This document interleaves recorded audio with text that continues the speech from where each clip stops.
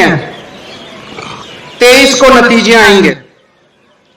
23 को आप इनको एमएलए बना दो, पंजाब के अंदर कैबिनेट के अंदर मंत्री हम बना देंगे इनको, संजीव अरोड़ा को।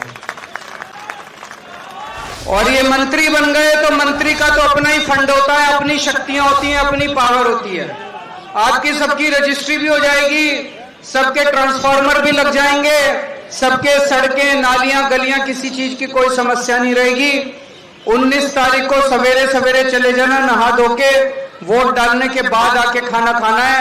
1 नंबर का बटन है, सबसे ऊपर वाला बटन दबाना है, 1 नंबर का बटन, और भारी बहुमत से आज संजीव अरोड़ा को जिताना। देश की राजधानी दिल्ली में पिछले कई दिनों से ताबड़तोड़ बुलडोजर कार्रवाई हो रही है और ओखला के भूमिहीन कैंप में आज बुलडोजर कार्रवाई की गई। इस कार्रवाई के दौरान तकरीबन 300 से ज्यादा पक्के आवासों को आज तोड़ दिया गया। पूरे मामले में जहां एक तरफ आम आदमी पार्टी पहले आरोप लगा रही थी, हाल फिलहाल आम आदमी पार्टी के राष्ट्रीय संयोजक अरविंद केजरीवाल, जो कि दिल्ली के मुख्यमंत्री भी रहे हैं, उन्होंने चुप्पी साधी हुई है।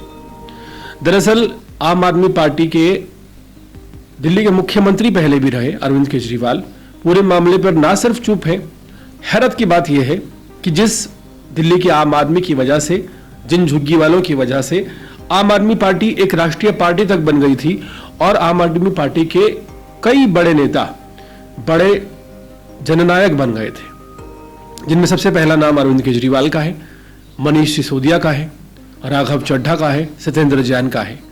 लेकिन विडंबना देखिए, इन चारों में से कोई भी बड़ा नेता आम आदमी पार्टी का इन गरीबों के साथ इस दुख में शामिल नहीं।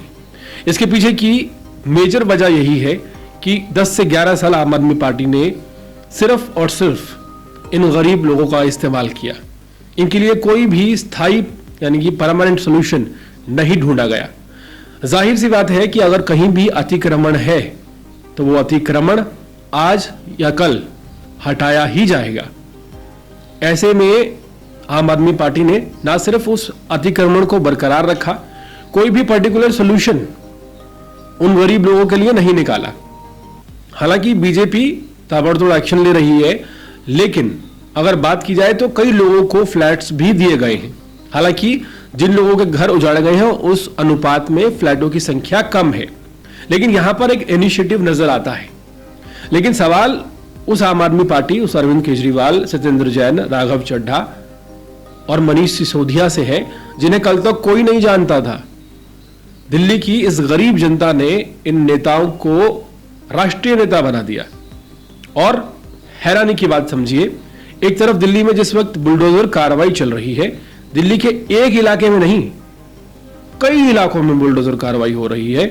और जिन गरीबों की बात हर मुद्दे पर, जिन पिछड़ित और दलित लोगों की बात हर मुद्दों पर अरविंद केजरीवाल करते थे, उन पर बयानबाजी भी खुलकर अरविंद केजरीवाल नहीं कर रहे हैं।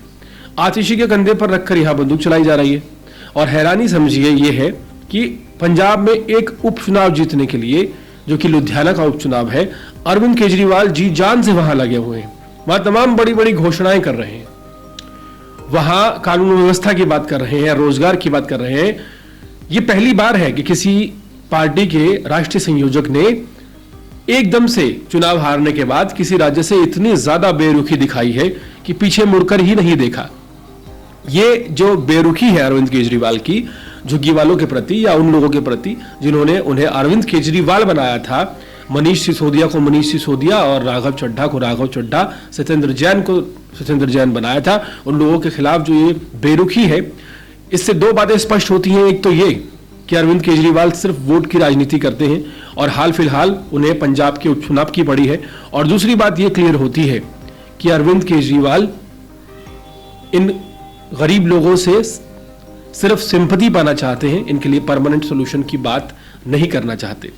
अदरवाइज लुधियाना के उपचुनाव को छोड़कर अरविंद केजरीवाल को दिल्ली में होना चाहिए था, उन लोगों के साथ होना चाहिए था जिनके घर तोड़े जा रहे हैं। पूरे मामले पर आपकी राय क्या है, कमेंट सेक्शन में जरूर बताएं।